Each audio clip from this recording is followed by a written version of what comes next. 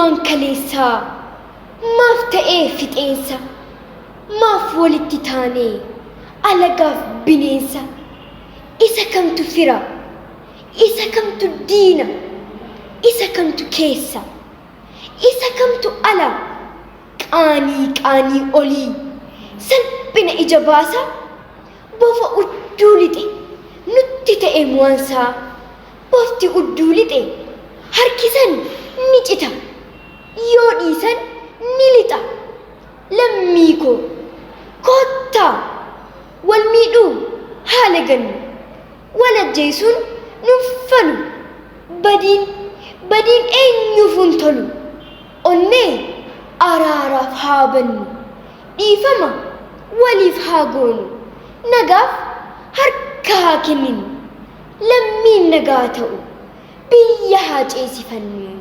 Akkam jirtu ani waloo seenet gizaachudha. Egaa amma immoo YouTube akkaawuntiidhaan dhufeen jira. Isinis wantoota nama bohaarsan akkasumallee barnoota guddaa qaban argachuuf subscribe fi share gochuun maatii kiyya ta'a. Galatooma.